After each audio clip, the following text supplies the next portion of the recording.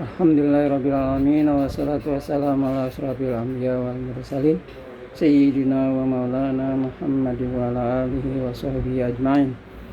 Rabbi israhli sadri wa yassirli amri wahlul 'uqdatam min lisani yafqahu qawli. Wa qala Allah ta'ala bismillahirrahmanirrahim. Wa la taqrabu zina innahu kana fahisatan wa sa'a sabila. Wa qala Allah ta'ala bismillahirrahmanirrahim. Hunna libasul lakum wa antum libasul lahunna. Shadaqallahul azim. Ya, saudara-saudari calon pengantin yang berbahagia, ya. Anda memasuki tahapan penasihatan atau bimbingan perkawinan yang merupakan rangkaian atau tahapan yang wajib Anda lalui sebelum pelaksanaan ijab kabul. Kegiatan kita untuk bimbing ini ya ada dua bentuk. Yang pertama yang dalam bentuk kursus ya. Kursus ini biasanya berlangsung selama 12 jam. Nah, dilaksanakan biasanya 2 hari ya. Masing-masing 6 jam. Nah, yang kedua yang dalam bentuk mandiri, bimbingan perkawinan mandiri. Perbedaannya adalah kalau yang kursus itu bertemu semua dengan narasumber, kemudian juga direncanakan ya, dijadwalkan karena minimal 15 pasang ya. Dijadwalkan karena berkaitan dengan narasumber ya. Narasumbernya dari Kementerian Agama, biasanya dari pimpinan, kemudian dari kepala KUA dan juga dari penyuluh ya. Kemudian lintas sektornya dari Dinas Kesehatan dan BKKBN. Itu yang kursus ya. Yang mandiri secara bahan atau materi sama ya. Bahannya sama, dari narasumber yang sama. Hanya saja tidak semua bisa berhadir ya, dari narasumber tadi. Nah, diwakili dengan bahan yang tadi kita bagikan ya. Jadi bahannya sama dengan yang kursus, hanya saja metodenya yang berbeda. Kalau yang mandiri lebih banyak tindak lanjutnya dari Anda, dari bahan-bahan yang diberikan. Nah, semua bahan tersebut wajib kami sampaikan ya. Oleh karena itu yang kursus itu karena bahannya banyak gitu ya, itu sampai 12 jam tadi. Nah, sedangkan yang mandiri tetap kita bahas ya dari bahan-bahan tersebut, hanya saja nanti tindak lanjutnya dari Anda sendiri. Nah, silakan sambil dibuka ya. Kalau mungkin kegiatan lain HP dimatikan, di silent, kita malah wajib membuka HP. Di awal ada perkenalan saya Muhammad Fitri. Saya pembimbing BP4 ya, petugas BP4. Bahan yang saya bagikan itu ya, ada link channel YouTube ya. Nanti kita buka, lihat ya linknya, yang mana saja yang bagian dari bimbingan perkawinan. Kemudian ada berupa e-book ya, buku digital. Kemudian ada juga dari berupa PowerPoint maupun PDF ya.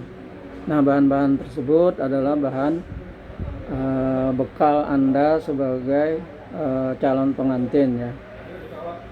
Nah, nanti di akhir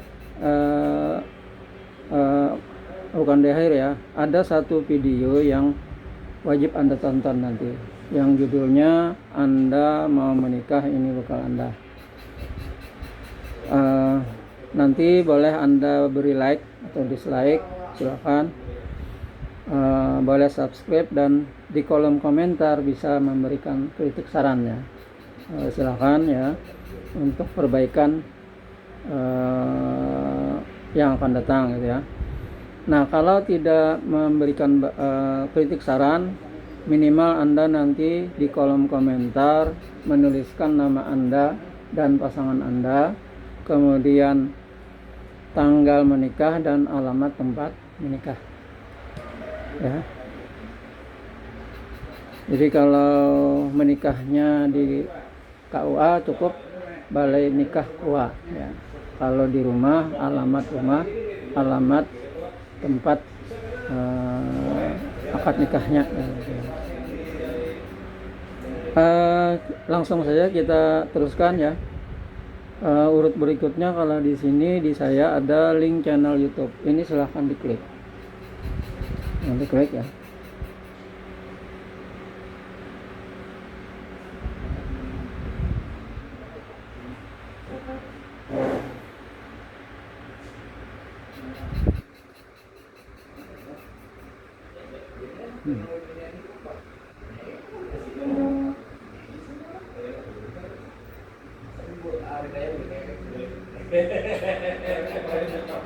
Sudah terbuka. Kemudian klik video ya.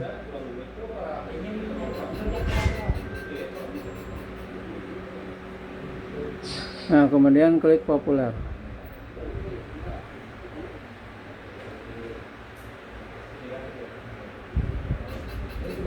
Supaya tampilannya sama dengan saya. Sudah seperti ini ya. Mengisi ini bisa nanti ya dilanjutkan. Kita mengikuti kegiatan dulu. Tidak semua link ini yang berkaitan dengan BIMWIN ya. Oleh karena itu kita lihat yang mana saja. Nah, yang pertama adalah bimbingan Catin 1. Ini durasinya 30 menit ya. Untuk isinya bisa nanti dilihat di deskripsinya. Isinya apa saja yang bimbingan Catin 1 ini nanti bisa dilihat di deskripsinya.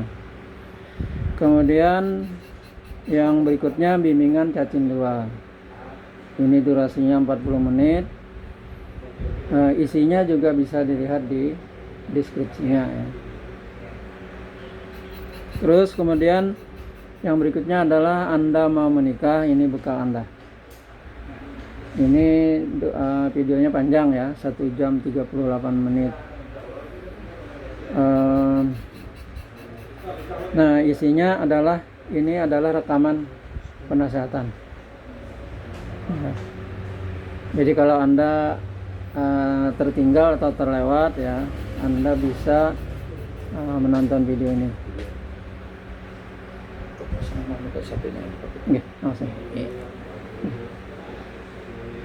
Nah, contohnya misalnya yang wajib hadir ini kan harus sepasang ya.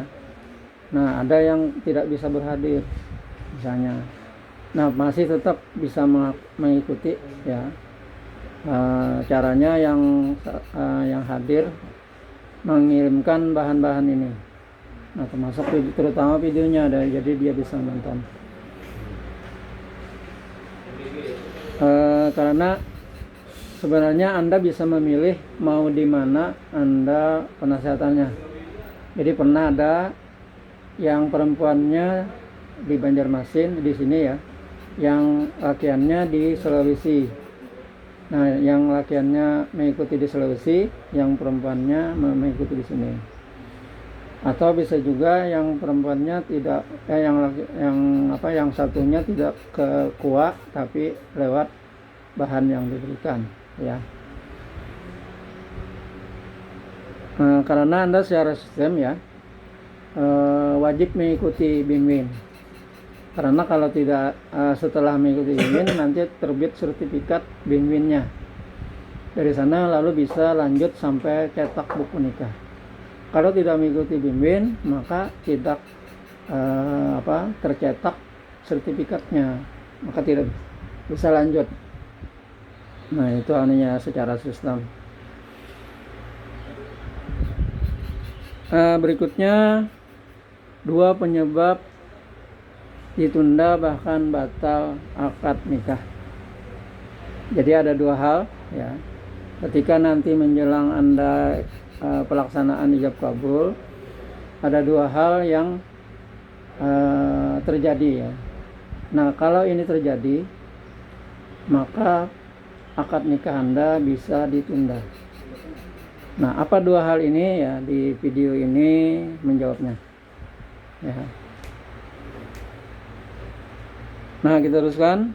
Kemudian wali keluarga dan keluarga menangkal LGBT ya. Nah, ini tentang wali ya, wali kita ya. Wali ini wajib ya. Apa tugas wali, apa tanggung jawabnya ya. Nah, itu adalah wali kita masing-masing. Nah, ketika Anda terjadi ijab kabul ya, maka ada perpindahan tanggung jawab wali dari seorang laki-laki, dari seorang ayah kepada seorang laki-laki yang menjadi suami anaknya.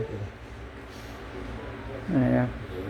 Nah, di sini juga bagaimana keluarga bisa menjadi benteng menangkal LGBT. LGBT mungkin tidak asing ya. Ya itu apa? Sejenis gitu ya. Nah, sebagai wali, suami menjadi wali ya, dia nantinya bertanggung jawab terhadap 3 perempuan. Nah, siapa saja 3 perempuan tersebut? Nah, apa saja tanggung jawabnya gitu ya. Nah, di video ini menjawabnya.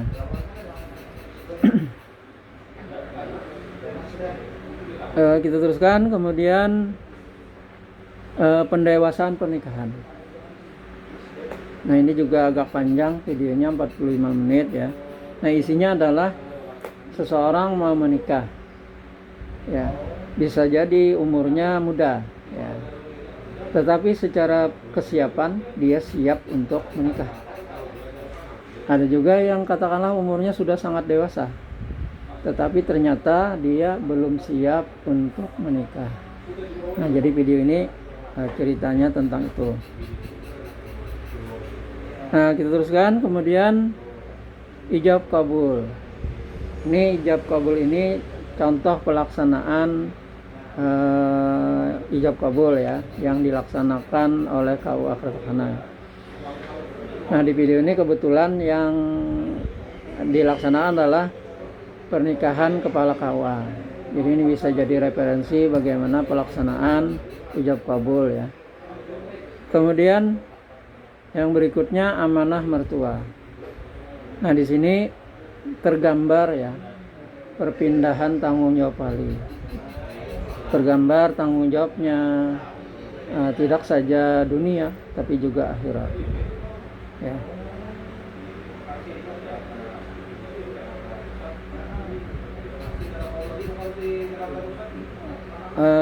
Di video yang lain ada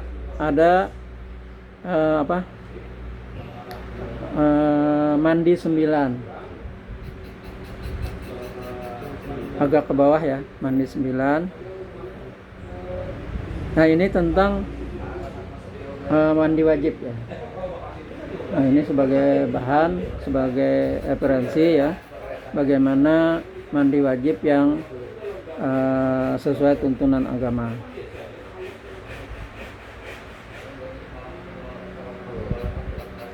Nah, inilah ya materi-materi yang disampaikan secara lisan lewat video. Kita kembali ke WA kita. Yang pertama, buku Pondasi Keluarga Samara. Nah, ini berupa buku digital ya. Nah, biasanya buku ini kami berikan kepada peserta khusus. 1 pasang 1 buku. Nah, kalau buku fisiknya ini ya.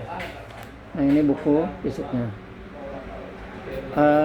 Anda juga dapat, tapi berupa digital ya. Isinya sekitar 300-an halaman. Di buku ini bagaimana membangun fondasi menjadi keluarga yang sakinah, mawaddah, warahmah. Kita teruskan. Kemudian buku bimbingan perkawinan. Nah, buku bimbingan perkawinan ini adalah modul ya, modul kursus bimbingan perkawinan yang tadi saya sebutkan yang berlangsung selama 12 jam ya. Jadi modul ini ada 2 modul, modul hari pertama dan modul kedua. Nah, hari pertama itu materinya disampaikan dari Kementerian Agama. Materi hari kedua, modul kedua dia disampaikan Dinas Kesehatan dan BKKBN ya. Nah, memang ada kelebihan kalau kursus itu ya. Ada misalnya ta'arufnya, ada permainan ya. Seberapa kenal Anda dengan pasangan Anda, hobinya, kebiasaannya, perilakunya, dan semuanya. Nah, tidak saja itu, tapi juga keluarganya. Karena yang namanya perkawinan itu tidak hanya menyatukan 2 orang, tapi 2 keluarga dan seterusnya. Jadi ayah ibunya, saudaranya, bahkan teman-temannya. Karena semua itu nantinya teman istri menjadi teman suami, keluarga istri menjadi juga keluarga suami, dan sebaliknya. Nah, kemudian kita teruskan buku ketiga, buku Hak dan Kewajiban Suami Istri. Nah, ini kita buka ya, langsung ke halaman 5, ke daftar isi. Silakan dibuka.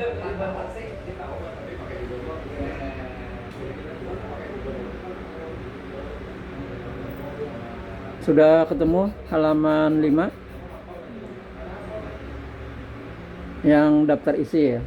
Nah, isinya adalah yang A ya, hadis terkait kewajiban suami istri.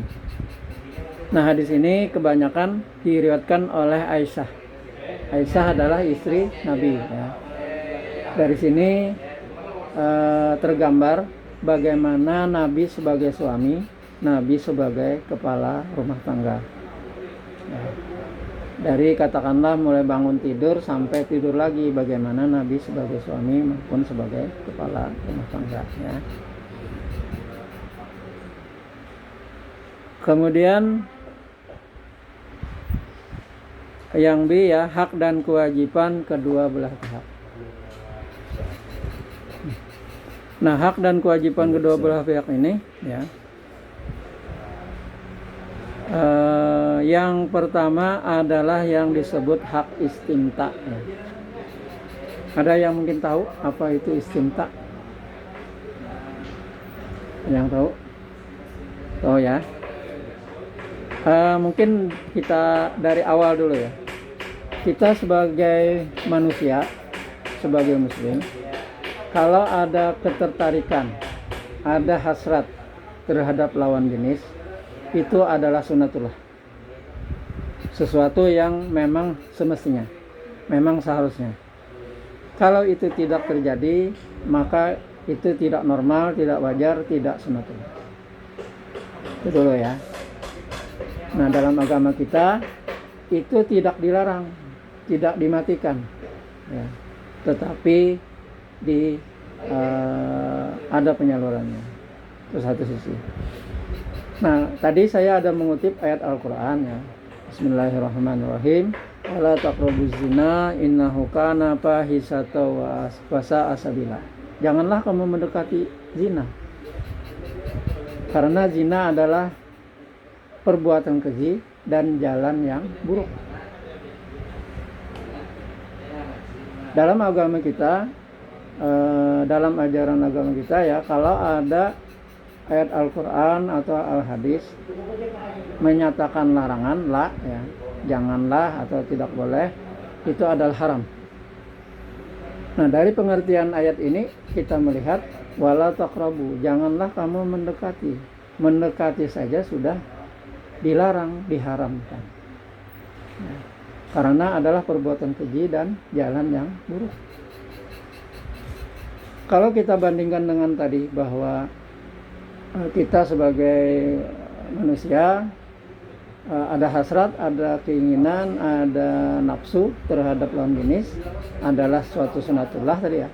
Tapi satu sisi ayat Al-Quran seolah-olah jalan buntu. Tidak boleh mendekati saja, tidak boleh.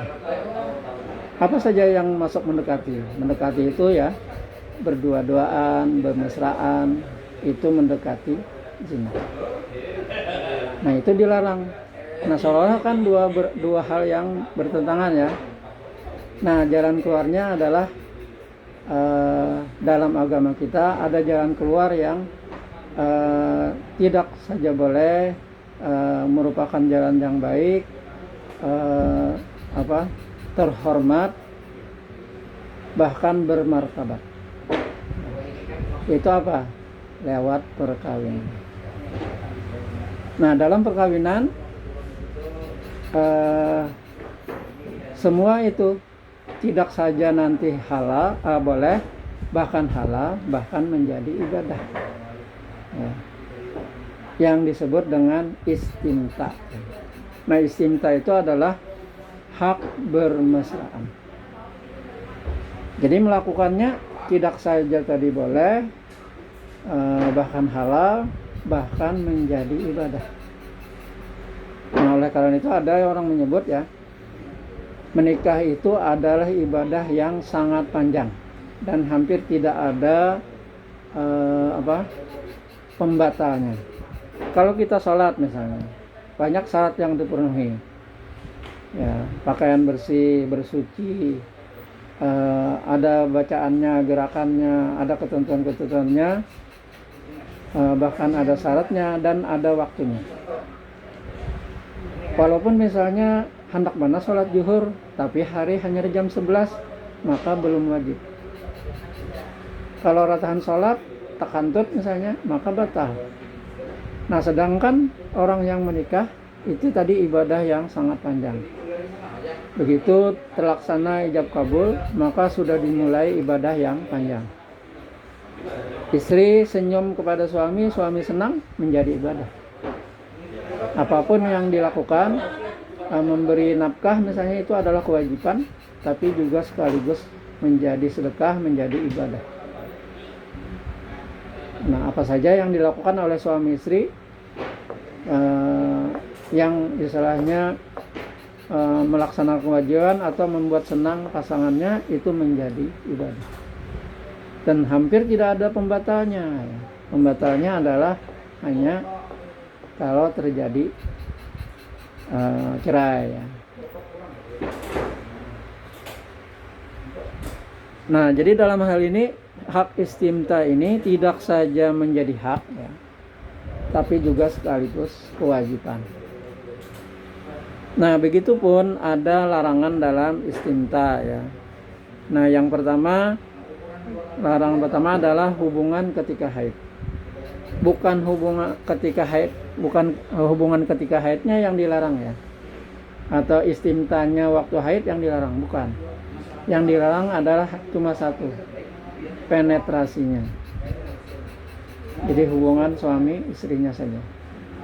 Jadi dalam agama kita ketika istri itu haid, tidak dimusuhi, tidak dijauhi, tapi tetap seperti biasa. Yang tidak boleh hanya penetrasinya.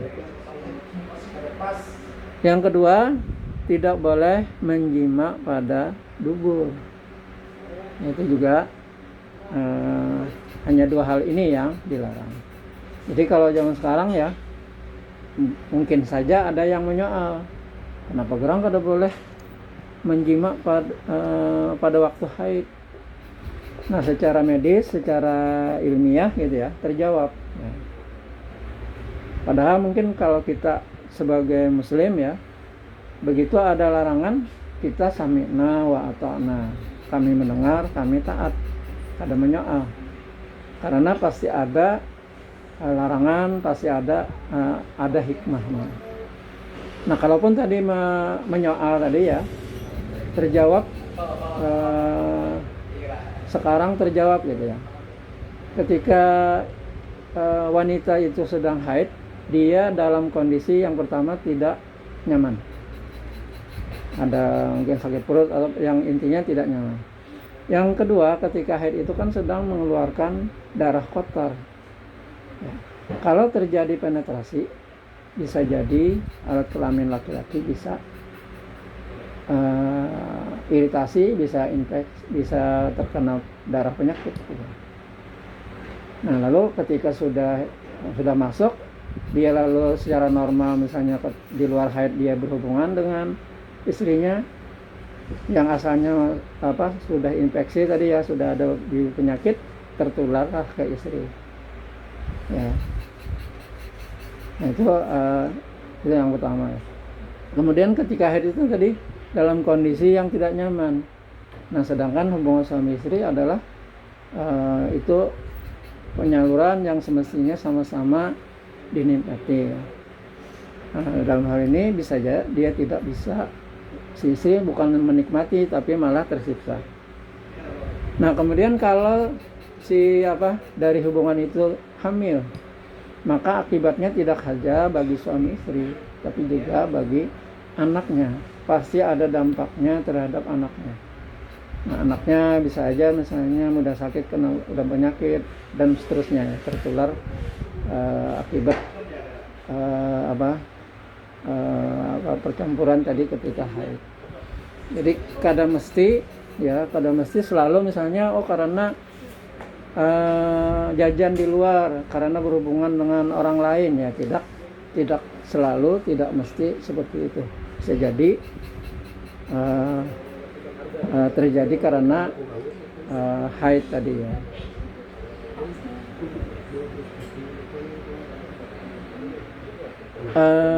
Bapak Ibu yang baru bergabung ya, kami ada bahan yang disampaikan oleh RAA, tapi kita supaya tetap berjalan ya, minta tolong yang di dekatnya ya mengirimkan. Saya minta tolong supaya kita terus berjalan ya.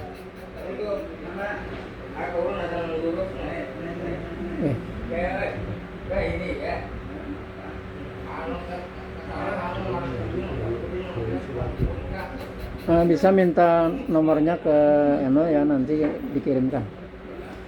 Nah kita teruskan ya. Nah begitu juga di dubur ya, di dubur itu kan tempat keluarnya kotoran. Kalau terjadi di sana maka sama aja akibatnya ya. Bisa terkena penyakit kelamin tadi. Kita teruskan. Kemudian membiarkan istri dari istimta berbulan-bulan.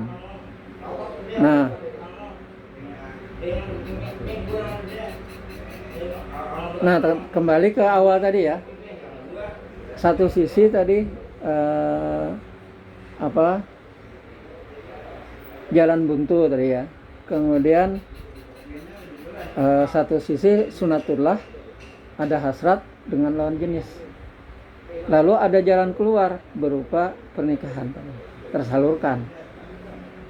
Nah kalau membiarkan istri ya tidak diistimta ya, maka akibatnya kembali ke istilahnya yang semula sudah jalan, sudah seimbang ya, menjadi tidak seimbang lagi. Nah bagi kami ya yang sudah bersuami istri, beda sekali ya ketika misalnya malamnya berhubungan, paginya beda sekali ya. Ada istilahnya hasrat yang tersalurkan, ada kelegaan dan seterusnya gitu ya. Nah kalau ini sudah jalan, sudah terbiasa, sudah ada penyaluran, tidak dilakukan, maka merusak ya. Dan rusaknya itu melebihi sebelum menikah ya. Karena ada sudah penyaluran ya, lalu tidak dilakukan lagi, maka akibatnya ada dampaknya gitu ya. Kemudian yang berikutnya hak berhias. Nah berhias dalam hal ini ya, mungkin anggapan di masyarakat kita ada anggapan urusan berhias itu urusan buhan binian ya kan.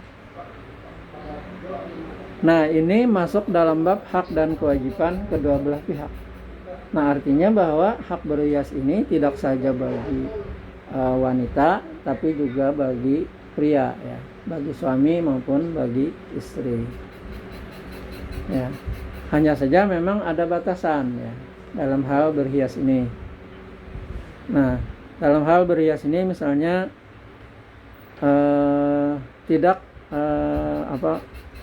bagi wanita ya, mungkin contohnya ketika kalau zaman saya dulu itu tren waktu itu ya, alis hendak kayak Krisdayanti ya.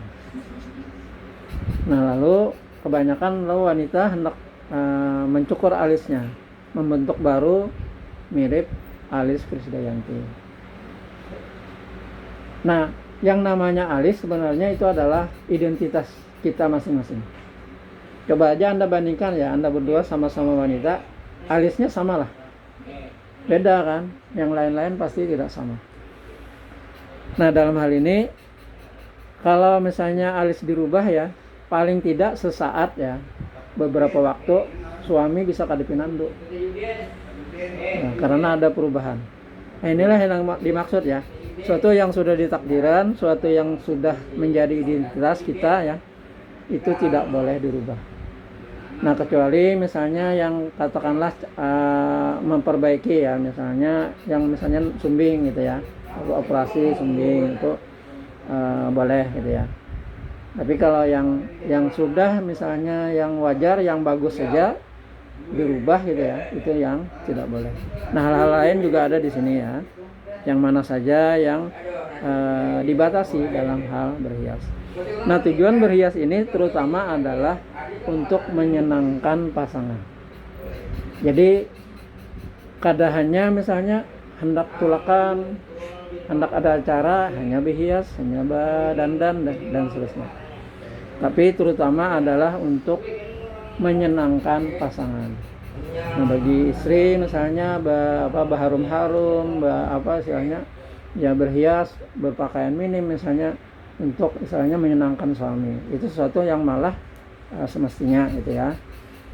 Bagi suami misalnya ya, misalnya kalau perlu misalnya minum obat atau dan seterusnya gitu ya, kalau diperlukan ya memang semestinya gitu ya, untuk tujuannya menyenangkan pasangan.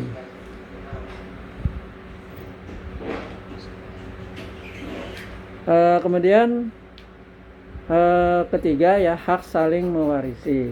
Nah tersebab dari waris mewaris adalah dari perkawinan ya. Suami berhak mewarisi harta istri dan juga sebaliknya. Demikian juga anak-anaknya ya. Kemudian hak dipergauli dengan baik. Nah ini adalah hak sekaligus kewajiban ya bagi suami, sekaligus juga hak dan sekaligus kewajiban juga bagi istri.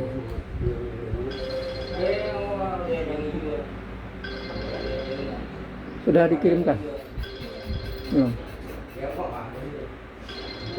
Beri nomornya. Ini ada bahan ya lewat WA supaya bisa mengikuti ya.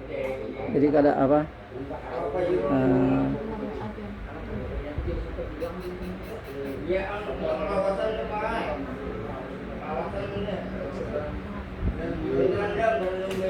Nah kita teruskan. Kemudian hak istri dan kewajiban suami. Nah yang pertama adalah yang disebut dengan mahar ya. Nah mahar ini adalah termasuk rukun nikah ya.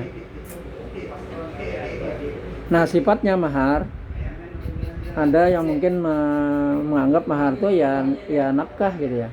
Jadi kalau maharnya misalnya 100.000 ya waktu nikah, maka setiap memberi nafkah 100.000. Mungkin ada anggapan seperti itu. Nah benarkah seperti itu ya? Nah berbeda ya, karena paling tidak ada 3 sifat dari mahar. Yang pertama adalah merupakan hak mutlak istri. Yang kedua bermanfaat dan bisa dimanfaatkan. Yang ketiga sebagai tanda kesetiaan, penghargaan, bahkan tanda memuliakan. Jadi paling tidak ada 3 sifat mahar ini. Nah yang pertama tadi hak mutlak istri ya. Contoh misalnya seseorang maharnya berupa sebuah mobil misalnya. Setelah menikah ya, maka mobil tersebut karena merupakan mahar menjadi hak mutlak istri. Lalu suami mau memakai, maka dia harus seizin yang punya. Siapa yang punya? Istrinya. Padahal dia hendak membawa anak perjalanan, anaknya juga, anak mereka juga, gitu ya. Nah, karena sifatnya tadi hak mutlak istri menjadi hak istri. Nah, ada juga yang kalau misalnya pas ulun kada berduit pajar, maharnya 300.000, ulun kada berduit, ulun ambil lagi duitnya yang 300.000 tadi, bolehlah aja. Nah, jadi ketika akad nikah itu kan ada penyerahan mahar. Ada penyerahan mahar ya, itu sudah dipegang oleh yang istri ya. Nah, sama dengan barang yang lain, sama dengan hak kepunyaan yang lain gitu ya. Kalau terserah dia mau menggunakan, mau dia sumbangkan, mau dia berikan kepada siapa. Termasuk misalnya ulun terimalah mahar pian. Ini ulun berikan lagi ke pian, maka itu boleh. Nah, termasuk sebenarnya tadi ya, mobil tadi ya. Jadi mahar, lalu jaranang bini, ini memang hak mutlak ulun, tapi ini jadi punya kita bersama. Boleh ya. Jadi terserah, kalau sudah nerima maharnya, terserah mau diapakan ya. Nah, yang kedua, bermanfaat dan dimanfaatkan. Ada yang katakanlah maharnya 100.000 ya, tapi dalam bentuk figura. Nah, figura itu kan uang lama ya, atau yang baru serinya dan seterusnya ya, dihias sedemikian rupa jadi hiasan.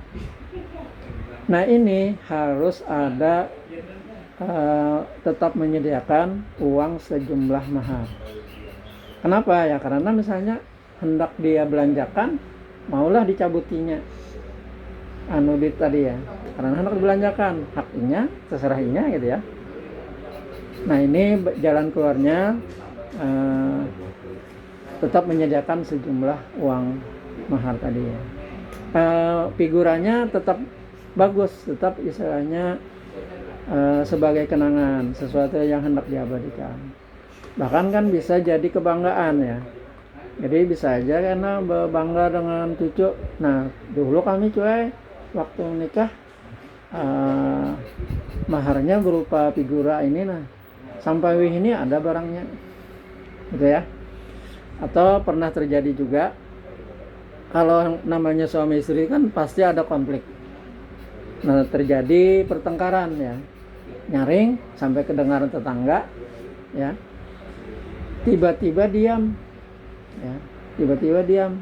Nah, setelah di tetangga ini karena tadi bertengkar, bersoalan gitu ya, lalu menjenguk, sekalinya berdua mandam melihat figura. Mungkin terbayang bagaimana dulu perjuangannya sampai bisa menikah. Lalu kenapa dalam bentuk figura, apa ada kenangan dan seterusnya yang diabadikan lewat figura dan seterusnya. Nah, ini bermanfaat dan dimanfaatkan. Yang berikutnya adalah sifatnya adalah sebagai tanda kesetiaan, tanda penghormatan, bahkan tanda memuliakan. Nah, contohnya mungkin kada jauh-jauh ya, misalnya ketika Nabi Muhammad SAW memberi mahar kepada Khadijah. Ya. Khadijah pada waktu itu adalah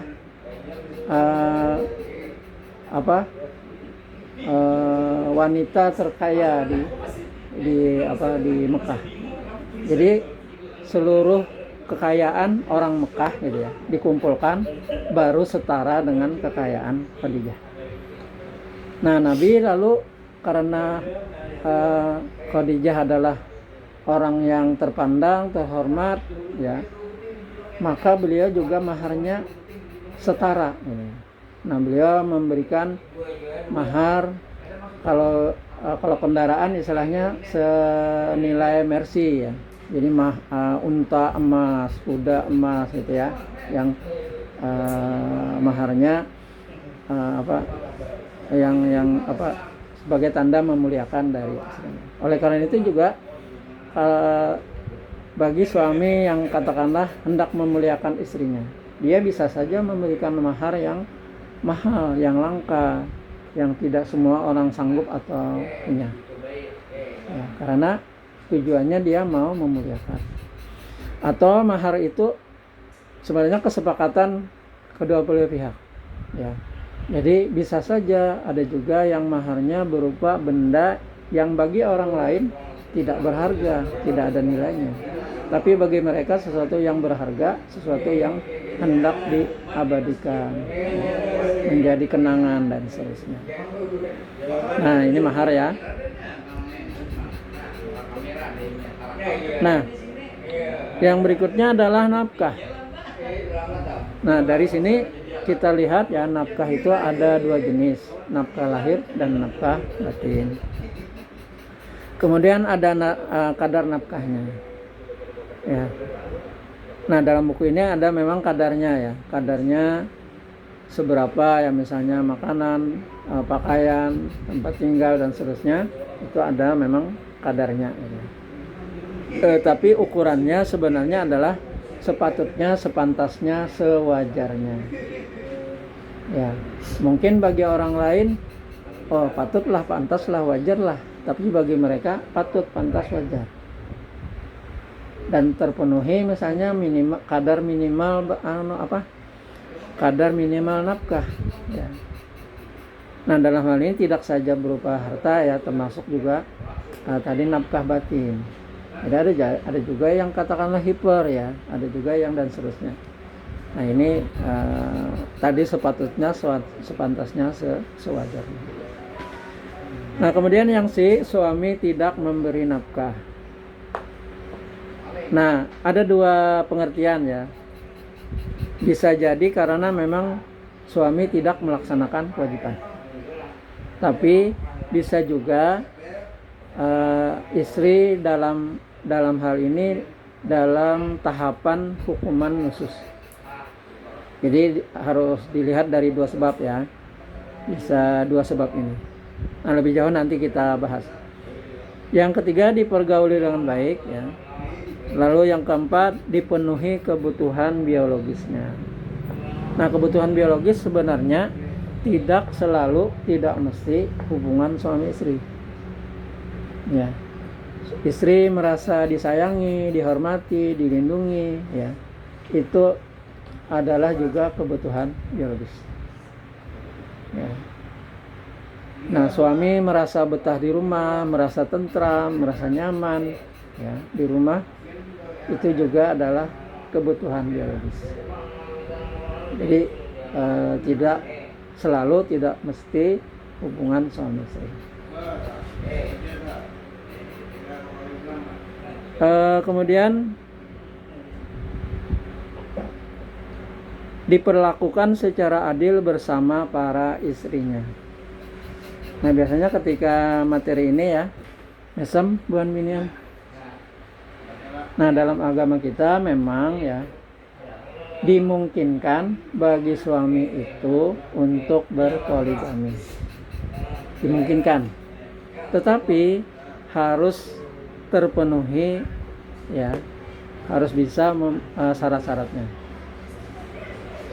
Yaitu adalah minimal bisa berlaku adil. Nah, dalam hal ini ya, kalau kita ASN ya, ABRI, TNI atau Polri, itu ada PP 10 yang mengatur. Kalau bisa memenuhi ini, bisa untuk berpoligami. Nah, bagaimana yang non ASN? Sekarang ini tidak semudah yang dulu. Kenapa ya? Karena syaratnya adalah harus ada izin pengadilan. Artinya kalau ada yang mau berpoligami, dia harus mengajukan permohonan ke pengadilan dan berperkara di pengadilan. Nah, karena berperkara di pengadilan, para pihak tentu dipanggil, terutama adalah istrinya. Nah, istri lalu dipanggil, ditanyai, jujurlah pernyataan ini pian nang membuat ya misalnya. bujurlah isinya ini tanpa ada paksaan, tanpa ada ya, bujurlah tanda tangan ini, bujur. Nah dari sini diukur dengan apa yang lain-lain, bisa terukur bahwa dia bisa berlaku adil, terpenuhi semua syaratnya, maka bisa jadi keluar surat izin pengadilan. Kalau tidak bisa ya, misalnya ketika ditakoni lain Pak Hakimah ini ulun kada pernah mulai pernyataan ini, lain tulisan ulun, lain tanda tangan ulun, maka perkara ini tidak saja jadi masalah kecil ya, bisa menjadi masalah besar. Karena apa? Bisa menjadi tindak pidana karena pemalsuan pernyataan. Nah jadi malah gawat ya. Kalau dulu misalnya tiba-tiba saja sudah kawin lagi misalnya. Nah untuk sekarang negara sudah hadir ya, bahwa tidak semudah dulu harus memenuhi persyaratan. Ya. Nah kita teruskan kemudian hak suami dan kewajiban istri. Nah yang pertama dipergauli dengan baik ya. Kemudian ditaati oleh istri ya. Nah tentang ketaatan istri ini ya, ada cerita di zaman Nabi ya. Nah ini PR bagi Anda ya, nanti mencari ya bahan ini ya, yang isinya adalah seorang suami, dia bepergian ya, lalu berpesan kepada istrinya tidak boleh kemana-mana, tidak boleh keluar rumah. Lalu terjadi sesuatu ya. Nah dari sini lalu oleh masyarakat si istri ini dianggap durhaka terhadap orang tuanya. Nah, datang suami lalu halnya ini sampai ke Rasulullah. Rasulullah malah menyampaikan kabar gembira. Tersebab ketaatan si istri ini, ibunya masuk surga. Nah lalu dari sini tergambar seolah-olah ya ketaatan terhadap suami melebihi terhadap ketaatan terhadap orang tua. Anda nanti silahkan cari di YouTube atau di mana gitu ya, yang isinya itu. Kalau saya sampaikan mungkin panjang gitu ya. Nah kemudian kita teruskan kemudian ketika istri nusus. Nah nusus ini adalah yang disebut durhaka. Ini berkaitan dengan suami sebagai wali. Suami sebagai wali. Nah suami sebagai wali itu mewalii 3 perempuan. Ya. Tugas suami, tugas sebagai wali itu ya sama seperti orang tua ya, ayah. Dia bertanggung jawab memenuhi semua keperluan yang diwaliinya. Kemudian dia bertanggung jawab tidak saja di dunia tapi juga akhirat. Nah artinya bahwa kalau yang diwaliinya melakukan dosa, maka yang menanggung adalah walinya. Artinya kalau demikian ya, hendak menghukumkan suami gampang, istri lakukan aja dosa, nah menanggung suami juga ya. Nah apakah hitam putih seperti itu? Tidak demikian ya. Nah di sini kalau misalnya istri melakukan dosa, suami menegur, membetulkan, memadahi, menasihati, meluruskan, sudah ya, istri tetap melakukan, maka tanggung jawabnya lepas dari wali, dari suami. Jadi tanggung jawabnya sendiri. Ya, jadi tidak semena-mena juga ya, tidak hitam putih seperti itu. Nah, inilah yang disebut dengan nusus. Nah, ketika istri misalnya sudah ditegur, sudah diluruskan, dia tetap melakukan, maka dia boleh dilakukan hukuman. Nah, hukumannya bertahap ya. Tahap pertama tadi berupa dinasihati, dibetulkan, diluruskan. Yang berikutnya, kalau dia tetap melakukan maka boleh tidak diberi nafkah sebagai tahapan khusus. Nah, ini berkaitan dengan yang di atas tadi ya. Suami tidak memberi nafkah. Harus dilihat dulu apakah karena suami tidak melaksanakan kewajiban atau karena dalam tahapan hukuman khusus ya. Dan seterusnya ya. Nah, sampai boleh hukuman khusus ini melakukan pemukulan ya. Tetapi pemukulannya sifatnya adalah mengingatkan, mendidik. Tidak boleh mencederai, apalagi sampai membuat cedera, bahkan cacat ya. Itu tidak demikian ya. Jadi ada batasannya, sifatnya hanya sampai boleh mendidik dan mengingatkan. Nah, kemudian yang ketiga, tinggal bersama satu rumah. Nah, dalam hal ini adalah menjadi hak suami, kewajiban istri ya. Padahal misalnya nyaman wadah mama aja daripada dengan suami misalnya ya. Nah, di sini ada hak suami yang menjadi kewajiban istri. Jadi dia harus bersama suaminya. Kemudian yang keempat, istri wajib izin suami. Nah, dalam hal izin-izin ini ada di sini ya, misalnya apa saja yang semestinya istri wajib izin suami. Yang berikutnya, menjaga harta suami.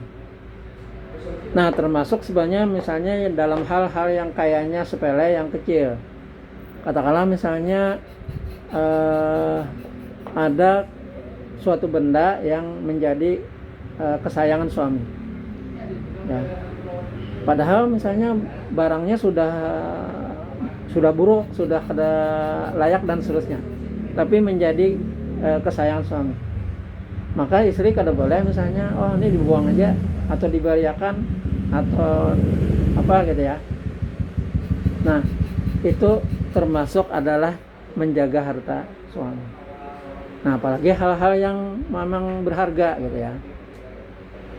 Jadi dalam hal ini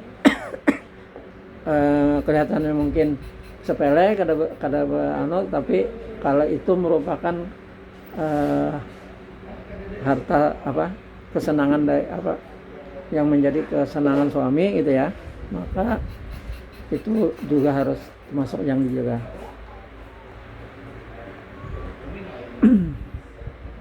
Nah, yang terakhir adalah kompilasi hukum Islam terkait hak dan kewajiban suami istri. Nah, ini terutama adalah contoh nyatanya adalah nikah siri. Kenapa saya sampaikan ini ya? Bagi orang yang menikah itu kan pastilah nantinya ada konflik. Konfliknya bisa besar, bisa kecil, bisa diatasi sendiri, bisa juga harus ada bantuan pihak luar, orang lain.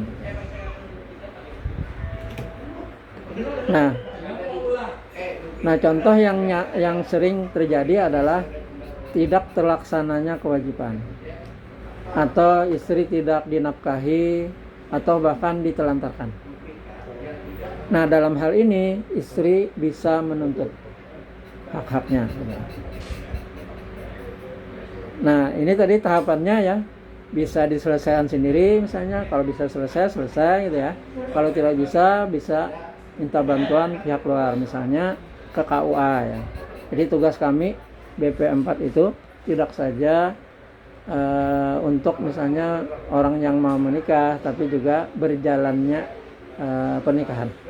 Kalau ada masalah bisa konsultasi ya, bisa solusinya di KUA.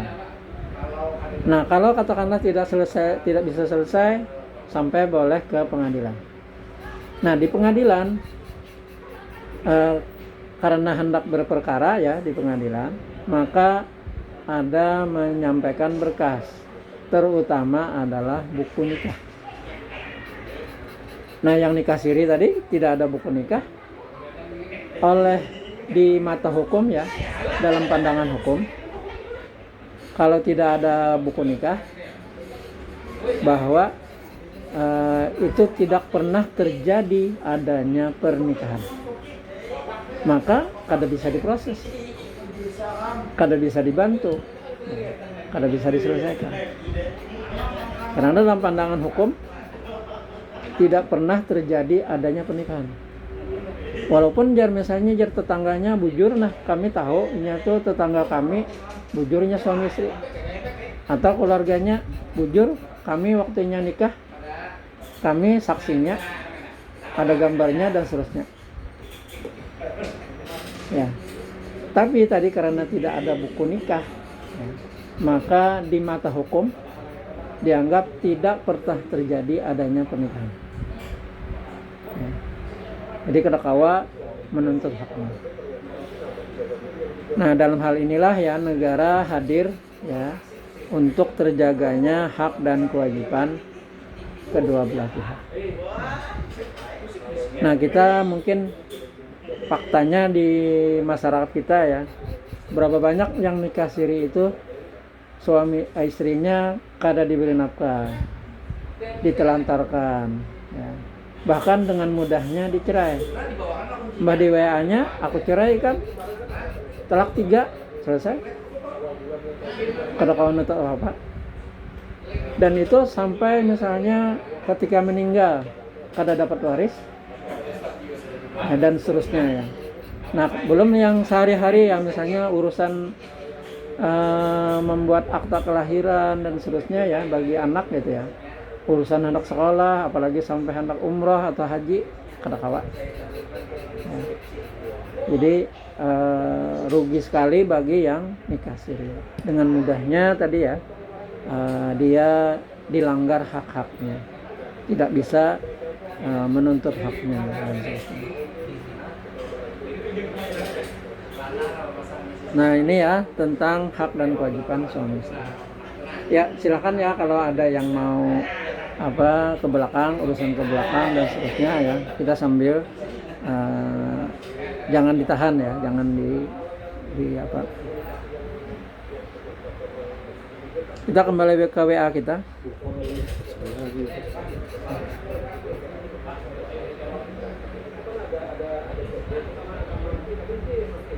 Bahannya sudah buka, sambil dibuka ya. Kita penasehatannya sambil main HP supaya bisa mengikuti ya.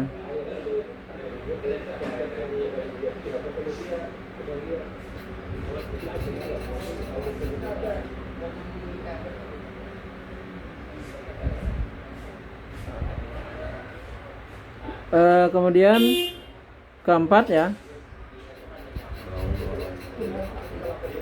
materi bimloh cacing kuah pertahannya.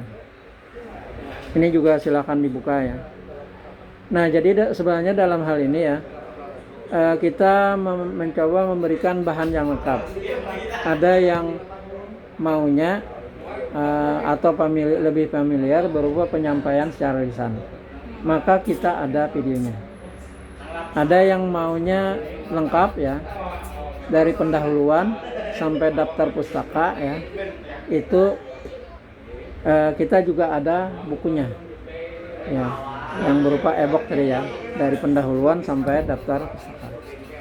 Ada yang maunya ringkas ya, to the point, langsung ke masalahnya, maka kita juga ada ringkasannya. Nah, tapi dalam hal ini ya masing-masing ada kelebihan kekurangan. Nah, katakanlah kalau penyampaian secara lisan lewat video ya, bisa jadi tidak lengkap ya. Misalnya masalahnya ada 5, yang disampaikan cuma 3. Nah, kemana yang 2-nya? Nah, maka bisa ditelusuri dari bahan-bahan yang lain. Atau katakanlah yang disampaikan itu karena dibuat setahun yang lalu misalnya, maka masalah pada setahun yang lalu tidak update ya. Atau bahkan yang disampaikan itu salah dan keliru. maka dari bahan-bahan yang lain bisa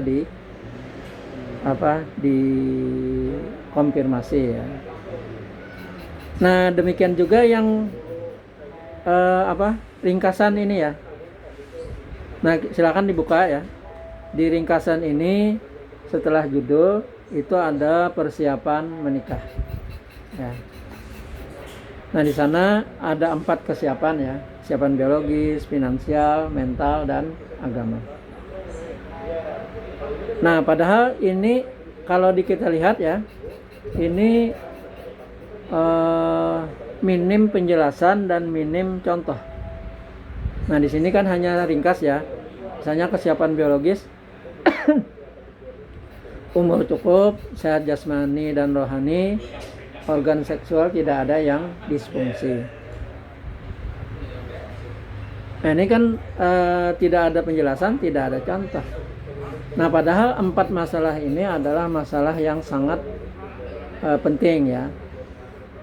Kenapa? Karena 4 masalah inilah yang menjadi ukuran ya, langgeng tidaknya suatu perkawinan. Oh ya, air ini silakan diambil aja. Ada di sini. Ambil aja. Silakan ambil. Terus sambil santai, sambil minum-minum aja. Ambil sekarang.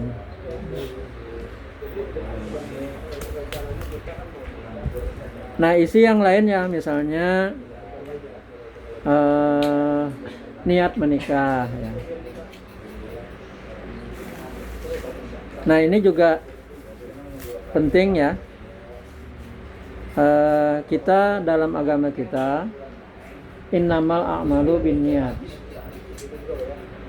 Amal atau perbuatan atau sesuatu itu ya tergantung dari niatnya. Nah, terlebih bagi yang mau menikah, maka Anda harus meluruskan niat menikah ya. Nah, dalam hal ini kalau niatnya sudah lurus, sudah benar ya, maka walaupun misalnya di perjalanannya ada konflik, ada masalah ya, insya Allah ada jalan keluar. Dan dipastikannya bagi yang menikah itu pasti ada konflik ya. Nah, kalau niatnya sudah lurus, sudah benar ya, insya Allah pasti ada jalan keluarnya. Nah, kapan niat ini menikah ini? Nah, minimal nanti menjelang pelaksanaan ijab kabul, minimal ya. Jadi semestinya dari sekarang sudah. Kemudian yang lain-lain ya, ada sini contoh ucapan berwali dan berwakil ya. Lalu contoh ijab kabul. Nah, tentang ijab kabul ini supaya lancar, nantinya Anda sendiri yang bersurung ke penghulu ya. Kenapa ya? Karena kan banyak versinya. Saya terima nikahnya, saya terima menikahi, saya terima nikah dan kawin. Nah, belum lagi misalnya jarak tuan guru, bagusnya ya nama ikam waktu nikah itu dirubah jadi ini, ditambahi ini. Nah, itu boleh ya, pada saat ijab kabul boleh misalnya seperti itu ya. Walaupun di identitas ya, di berkas itu tidak boleh dirubah ya, tapi pada waktu ijab kabul boleh. Atau misalnya maharnya panjang ya, misalnya saya terima nikahnya Aluh binti Anang dengan mahar seperangkat alat sholat dengan sajadah merek Turki, Al-Quran terjemahnya terbitan Kementerian Agama tahun 2019 dan seterusnya. Itu kan panjang. Lalu ketika kabulnya tersebut ya, dengan mahar tersebut ya, lalu karena ada komunikasi dengan saksi, ulangi ya saksi, ulangi ya, karena panjang mana tadi jar penghulunya mengucapkan maharnya, inya tersebut saja ya. Nah, ini kan terjadi tidak ada komunikasi ya. Nah, jadi saya sampaikan sebaiknya nanti sebelum ijab kabulnya gitu ya, Anda apa istilahnya bepadah ulun bunyinya ini, tidak saja dengan penghulu tapi juga dengan saksi. Artinya bahwa penghulu yang menyesuaikan, jangan dibalik, terserah aja pian siapa anunya aja ijab kabulnya. Nah itu bisa terpuntal ya, tidak sesuai dengan yang katakanlah yang sudah disiapkan. Jadi ini lebih semacam memperlancar ya. Nah, bolehkah ijab kabul itu wajibkah dihafal? Nah, saya sampaikan bahwa ijab kabul itu boleh membaca. Nah, artinya bahwa ijab kabulnya tulis saja ya. Dan ketika ijab kabul baca aja gitu. Jadi kada mesti dihafal. Nah, tadi ada juga ya, dia ada yang mempraktekkan ya. Yang bingung adalah penghulunya. Kenapa bingung ya? Ini pas ijab kabul tadi jar, tangannya nang kini jar, sambil nang kini. Nah, sekalinya melaksanakan yang saya sampaikan ya, boleh membaca itu. Rupanya dia ketemu kertas, ada pulpen, ditulisnya di tangan. Jadi pas ijab kabul dibacanya. Nah, sebenarnya maksud saya ya, kalau kita menulis di kertas itu kan ada proses mengingat, ada pikiran waktu menulisnya. Nah, kalau dalam proses itu kan akhirnya hafal, paling tidak akhirnya lancar. Dan itu semestinya ditulis di kertas ya, diantak di meja. Jadi katakanlah kasah menunduk padahal membaca gitu lah. Tulisan yang di meja ya, jangan ditulis di tangan. Nah, jadi dalam hal ini Anda yang bersurung ya, Anda yang menyampaikan bunyi kabulnya ini, lalu penghulu yang menyesuaikan. Nah, juga dalam hal ini ya, untuk ijab kabul ini kami penghulu atau dari KUA itu adalah petugas negara pencatat nikah. Kenapa kami bisa menikahkan? Karena wali yang meminta, yang melimpahkan. Jadi abdalnya sebenarnya wali yang menikahkan. Ya, lebih baik wali yang menikahkan. Dan wali ini tadi ya, boleh juga dia melimpahkan kepada siapa saja. Jadi kalau aslinya kami itu petugas negara pencatat nikah. Kalau disuruh ijab kabulkan kada masalah ya. Jadi tergantung dari wali ya. Lebih afdal walinya, kalau walinya pun menyerahkan ke orang lain, tidak mesti penghulu ya, atau dari orang KUA ya. Dia misalnya bisa dengan tuan guru atau siapa gitu. Nah, ini untuk ijab kabul ya. Nah, yang lain-lain banyak di sini, misalnya kewajiban suami, kewajiban istri ya, bagaimana melaksanakan pembinaan usaha keluarga dan seterusnya. Nah, ini secara ringkas ya, diringkaskan di sini. Nah, di akhir ada ayat Al-Quran yang saya kutip di awal tadi ya, yaitu surah Al-Baqarah 187. Ini tentang bagaimana semestinya hubungan suami istri itu ya, yang diibaratkan dengan pakaian ya.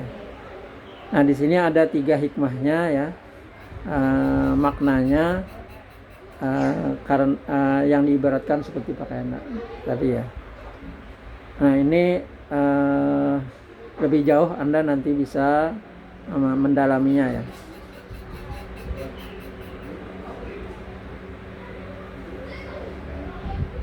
Kita teruskan kembali ke WA kita.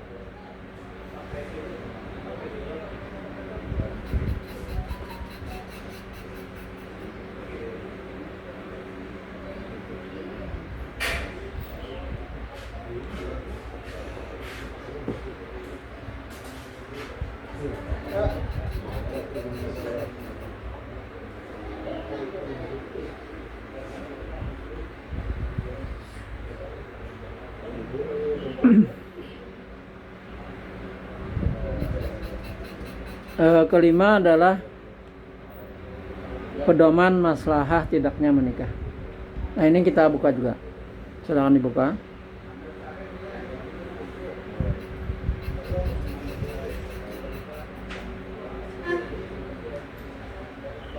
Di sini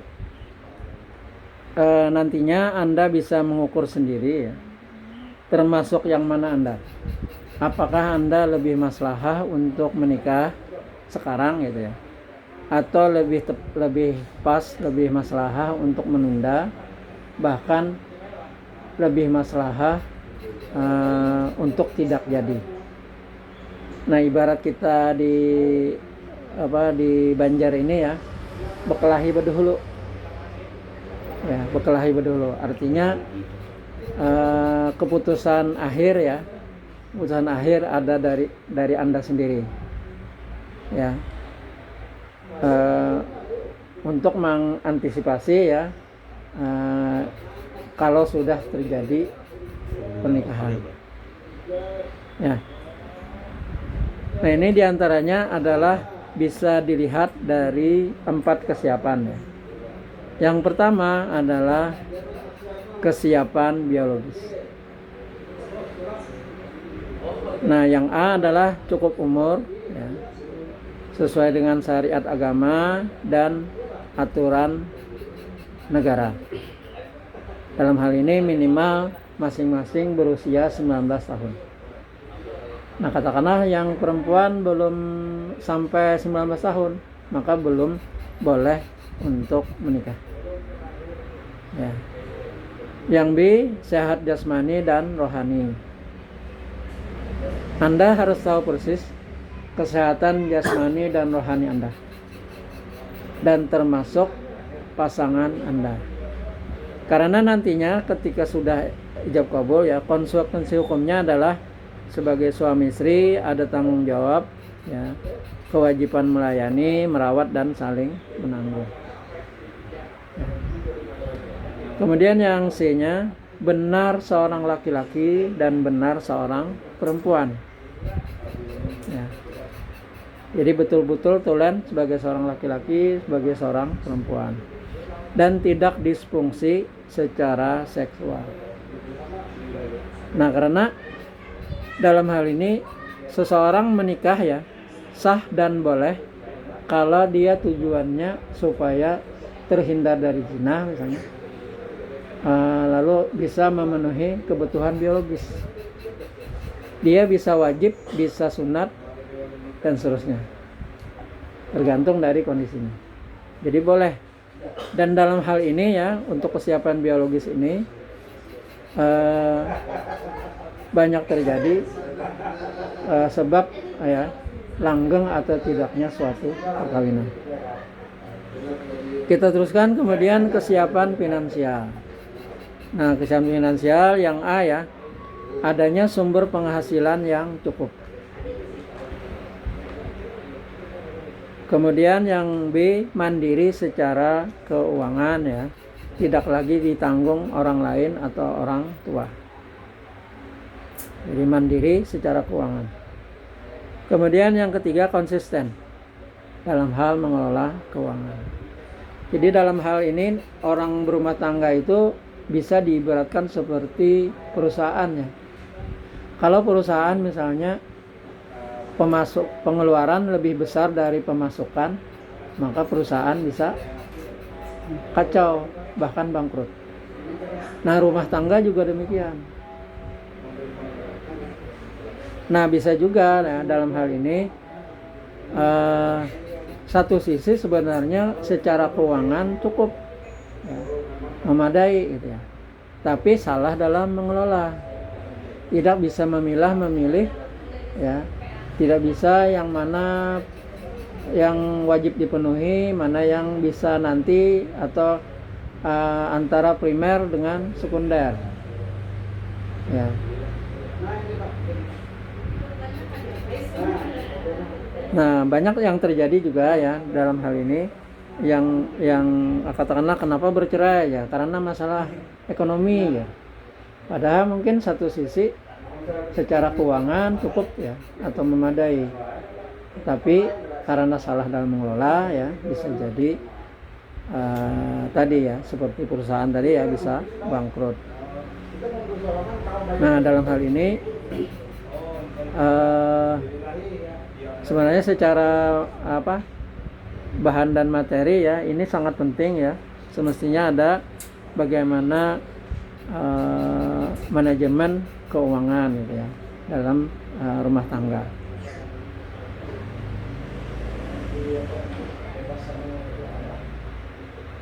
Yang ketiga, kesiapan mental.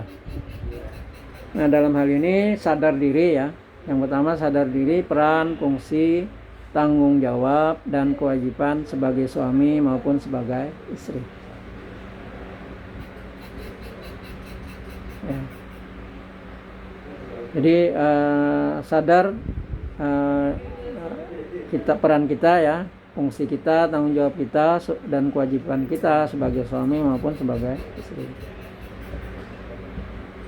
Kemudian yang B, konsekuensi tindakan yang diambil menjadi tanggung jawab bersama.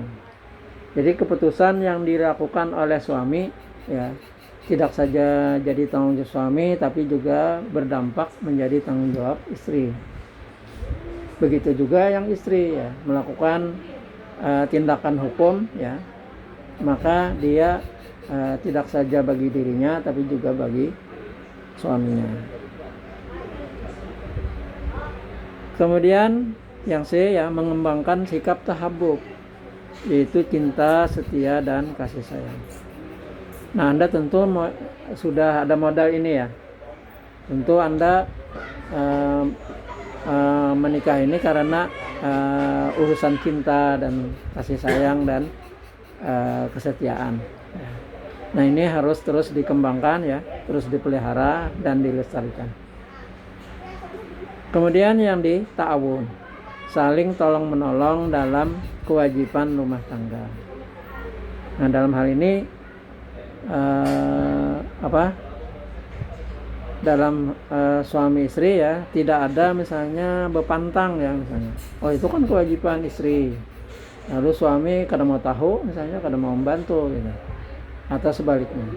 Jadi selama bisa membantu, menolong gitu ya, maka ini harus terus istilahnya dilakukan ya.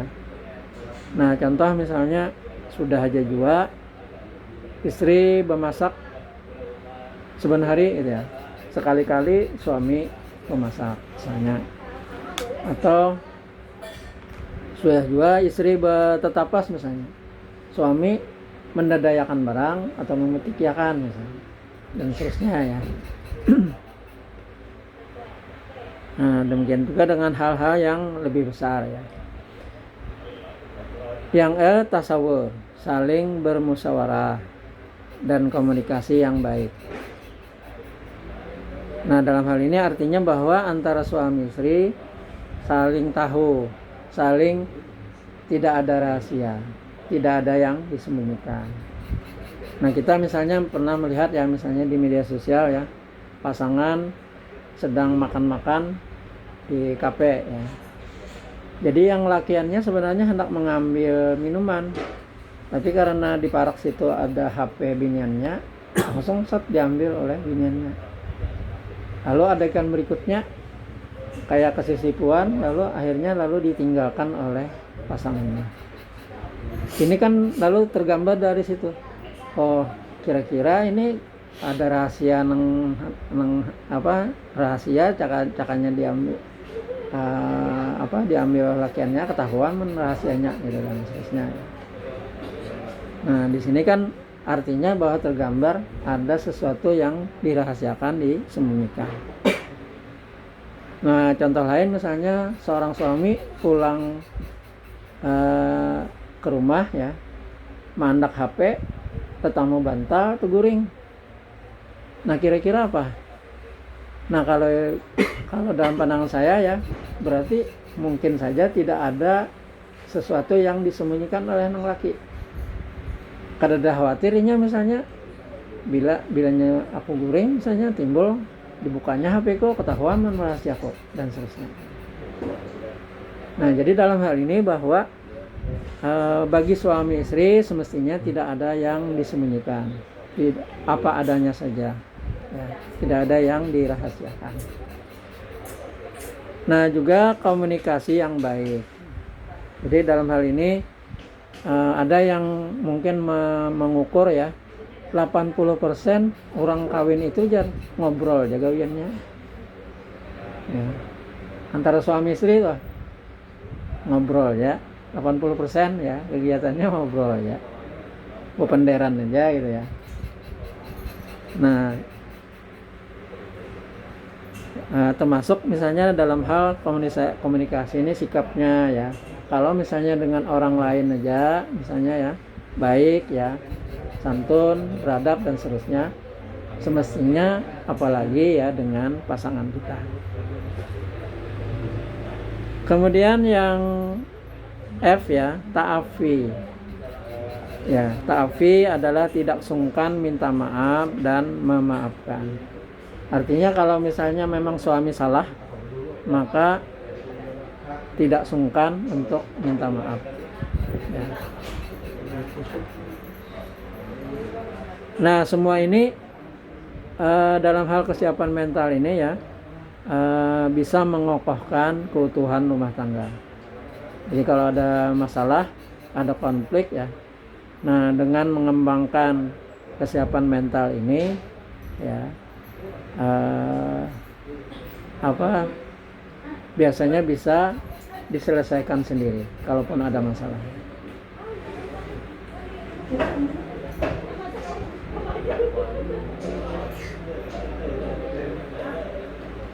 Nah, ini juga dalam hal kesiapan mental ini yang termasuk yang langgeng tidaknya suatu perkawinan. Kemudian yang keempat ya, kesiapan agama. Ada katakanlah tradisi atau contoh ya dari orang tua kita dulu ya. Ketika beliau mau menikah, beliau mendatangi lagi guru-guru agama. Belajar lagi. Minta ijazahkan lagi. Sudah bujur juakah, wudu ulun. Sudah bujur juakah, salat ulun. Sudah bujur juakah, yang lain-lain gitu. Dalam hal keagamaan. Nah, kenapa ya? Karena ini dalam hal ini sebagai bekal ya untuk bisa menghiasi rumah tangga dengan nilai-nilai agama, lalu bisa melaksanakan kewajiban agama sesuai syariat. Nah, tradisi yang lain misalnya juga ketika hendak menikah bertamat Al-Qur'an ya. Atau hal-hal lain ya yang sebagai tanda, karena kalau sudah berumah tangga itu kan menempuh kehidupan yang baru ya. Nah, dalam hal ini juga menandakan ya mau dibawa kemana rumah tangga, apakah hanya untuk supaya bahagia di dunia ya, tapi bersama-sama bahagia di akhirat ya.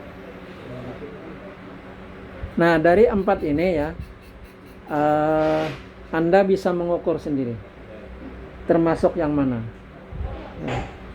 Karena bisa jadi nikah Anda itu bisa jadi wajib, bisa juga sunat, bisa juga mubah, bisa juga makruh, bahkan bisa jadi haram ya. Nah, karena dalam hal hukumnya itu ya bisa berubah ya sesuai kondisi. Nah, misalnya yang wajib tadi ya, karena apabila tidak menikah sekarang ya bisa terjerumus kepada perzinahan. Nah, dalam hal ini menjadi wajib. Satu sisi Anda sudah siap 1-4 di atas. Nah, bisa juga sunat, ya bisa juga mubah, bisa juga makruh. Nah, misalnya makruh ini ya bila ada penyakit jasmani atau rohani, tapi dimaklumi oleh pasangan. Nah, ini hukum asalnya adalah makruh. Nah, tapi justru itu kami mau menikah. Karena dengan menikah ini tidak ada lagi batasan, tidak ada lagi aurat, tidak ada lagi yang tidak boleh. Nah, contoh misalnya ya, seorang ayah sakit, anak perempuan kandung, ada hal-hal yang dia tidak boleh. Ya, ada yang tidak boleh. Tetapi istrinya tidak ada yang tidak boleh. Tidak ada aurat. Ya. Nah, jadi misalnya suami meninggal ya, istri anak perempuan kada boleh memandikan. Ya, tapi istri boleh. Jadi tidak ada aurat bagi suami istri. Tidak ada yang tidak boleh. Nah, termasuk misalnya justru itu kami mau menikah supaya nyaman merawatnya, kada ada lagi batasan, kada ada sungkan, kada ada apa-apa gitu ya. Lalu dengan demikian misalnya mudah-mudahan jadi wasilah kesembuhan. Nah, ini bisa jadi tidak makruh, bisa jadi sunat, bahkan menjadi wajib. Nah, jadi tergantung dari situasinya ya. Nah, mungkin patokannya bisa tadi dari 4 di atas tadi ya. Kalau siap semua yang 4 ini ya, maka bisa jadi Anda adalah wajib menikah.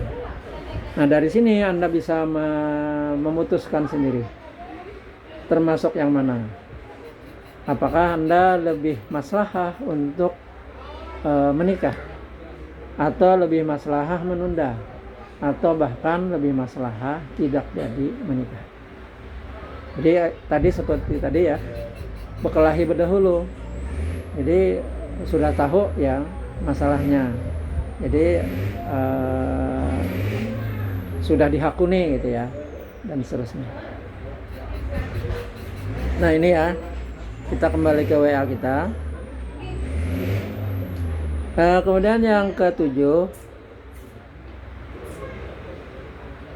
tata cara mandi wajib dan etika jima. Nah, ini kita buka juga ya, silakan dibuka. Nah, ini sebenarnya berkaitan dengan video 2 hal penting yang bisa menyebabkan tertunda atau tertunda ijab kabul. Jadi 2 hal ini. Jadi ceritanya ya, nanti menjelang Anda ijab kabul gitu ya, 2 hal ini biasanya ditanyakan oleh penghulu. Yang pertama, penghulu minta lapalkan niat mandi wajib. Yang kedua, penghulu minta bacakan doa jima. Nah, ceritanya ya, ini cerita saja, katakanlah ya, ketika diminta melapalkan niat mandi wajib, dia tahu, dia bisa, karena pasti pernah melakukan.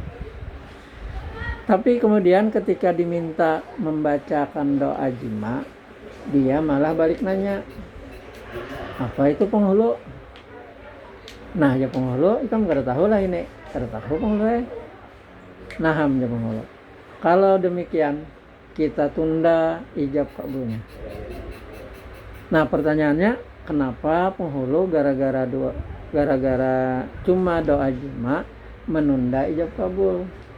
Seberapa penting, seberapa fatal, seberapa vital sampai doa jima, kada tahu doa jima, penghulu menunda ijab kabul.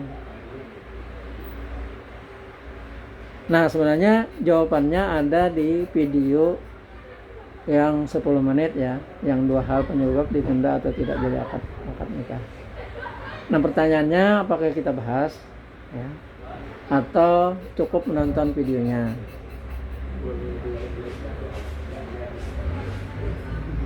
Karena dalam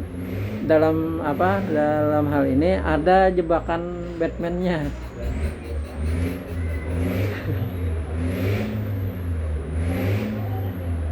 Nah, sekarang kembali kepada Anda ya, apakah kita bahas atau ditunda, atau menonton videonya saja? Nonton videonya aja. Oke. Nah, berarti kita teruskan.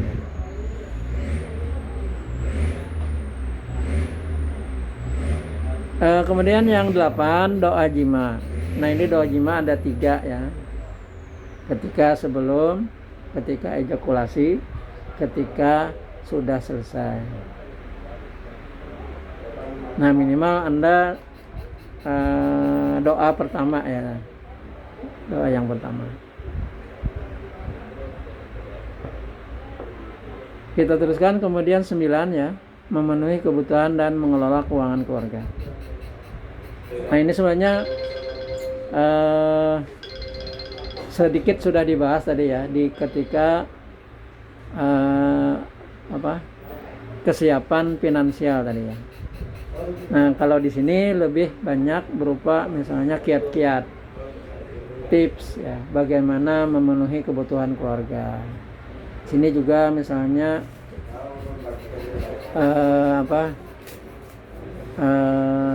apa yang harus dilakukan, lalu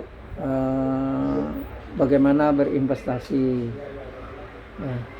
Karena bagi kita yang menikah ini kan, kalau kita karyawan gitu, kita punya gaji ya, belum tentu gaji kita bisa mengimbangi keperluan kita. Karena yang namanya menikah kan seiring waktu itu terus menerus meningkat keperluan.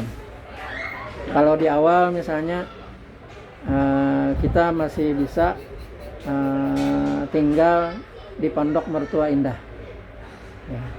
Tapi karena sudah mandiri tentu sudah harus keluar ya, apakah itu menyandai, menyewa, atau bahkan beli rumah.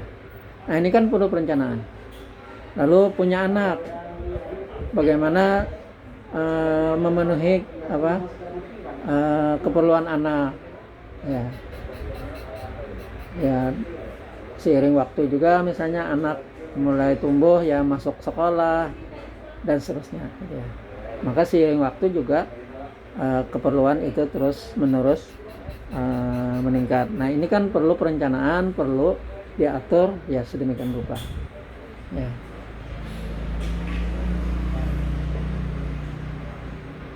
Kemudian kita teruskan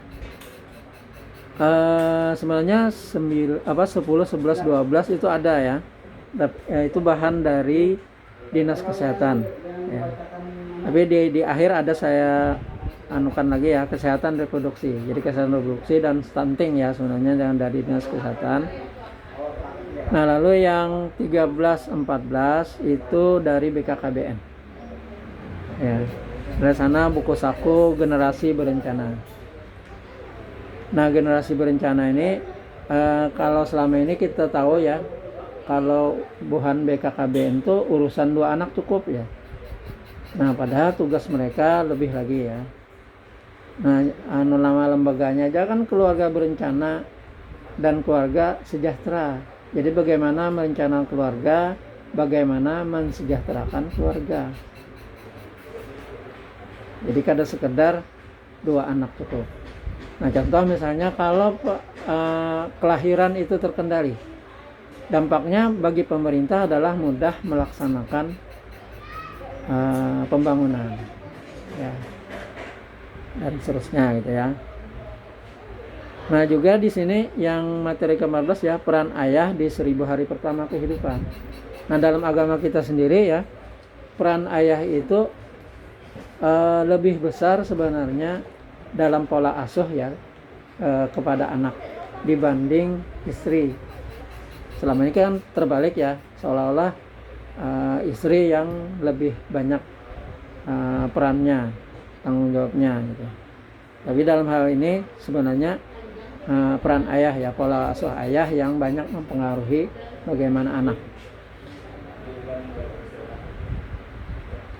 Nah, untuk materi ini sebenarnya biasanya setiap hari Selasa ada aja dari BKKBN maupun dari Dinas Kesehatan yang hadir, yang menyampaikan.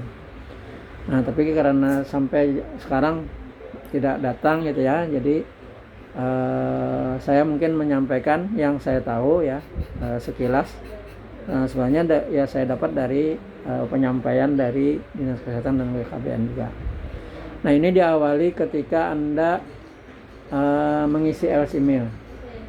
Nah, mengisi LC Mil itu adalah elektronik siap nikah siap hamil. Jadi terutama dalam hal ini ya, adanya LC-MIL itu ada pendampingan dari BKKBN dan Dinas Kesehatan untuk mencegah terjadinya stunting. Nah, stunting ini sangat penting ya. Kenapa? Ya karena kalau terjadi itu bisa menyebabkan hilangnya generasi. Ya. Nah, hilangnya generasi itu ya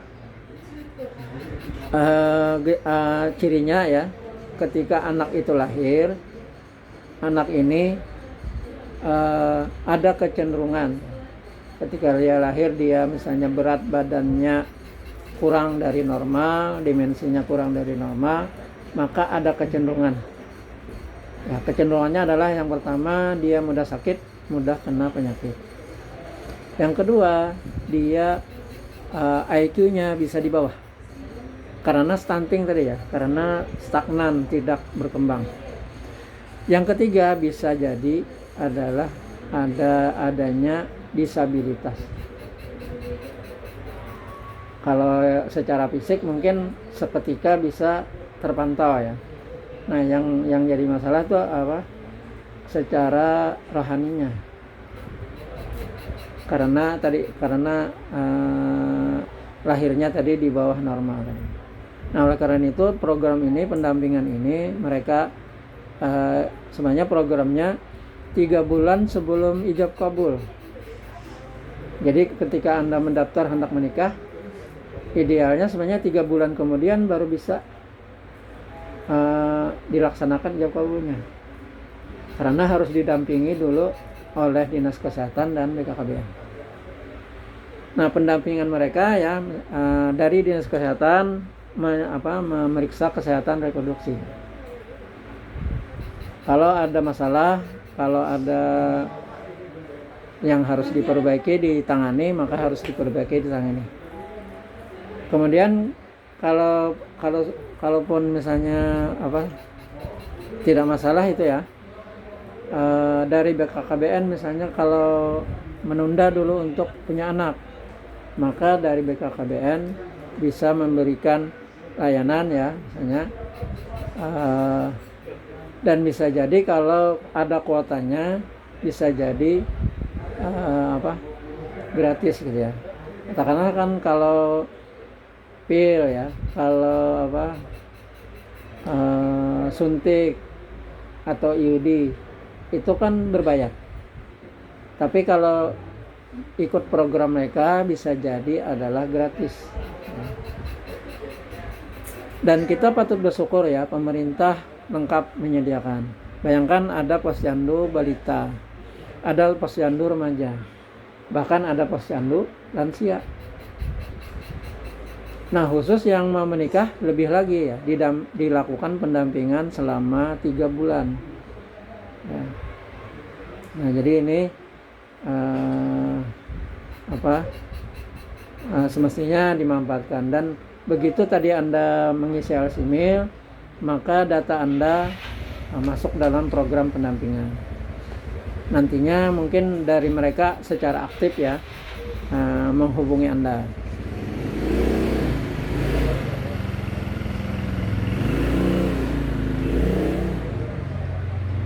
Kemudian yang ada link yang secara langsung ya, video yang wajib Anda tonton itu Anda mau menikah, ini bakal Anda itu ya. Lalu yang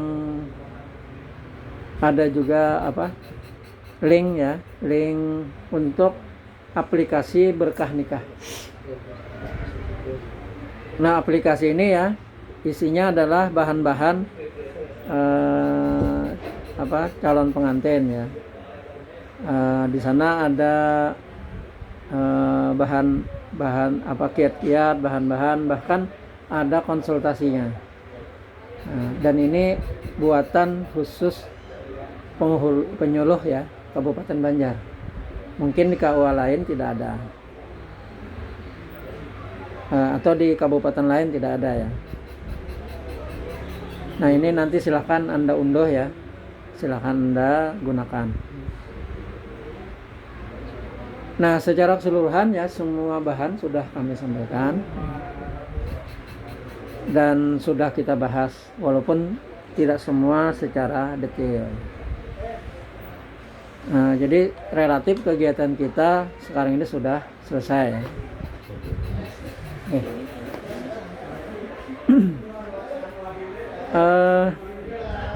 Mungkin sebelum ditutup ada yang ditanyakan ya. Siapa tahu saya ada yang terlewat. Cukup ya. Alhamdulillah.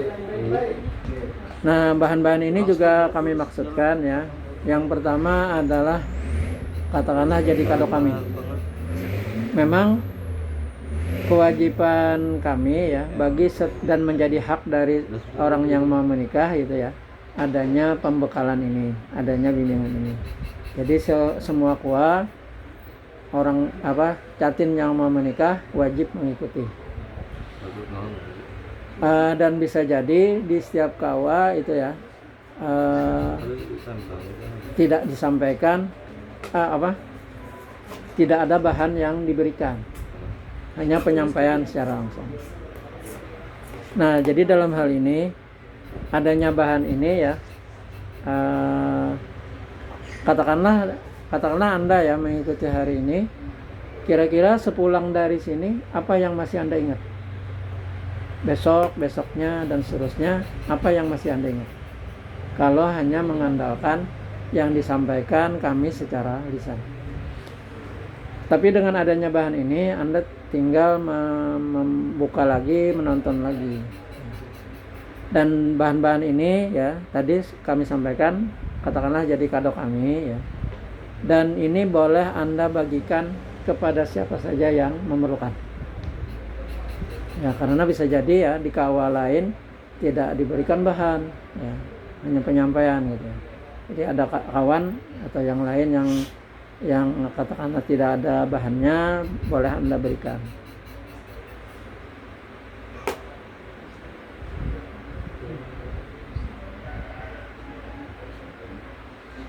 Mungkin demikian ya. Karena tidak ada pertanyaan ya, maka kita bisa tutup ya.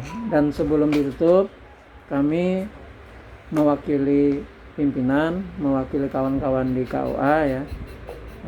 Selama Anda mulai dari Anda datang ke sini menyampaikan untuk melaksanakan nikah di sini ya. Dalam hal layanan kami mungkin ada hal-hal yang tidak berkenan, tidak pada tempatnya. Itulah kemampuan kami. Kami mohon maaf yang sebesar-besarnya. Dengan demikian bisa kita tutup dengan sama-sama mengucapkan hamdalah. Alhamdulillah rabbil alamin, hadanallahu wa iyyakum ajmain. Wallahu muwaffiq ila aqwamit thoriq. Assalamualaikum warahmatullahi wabarakatuh. Waalaikumsalam.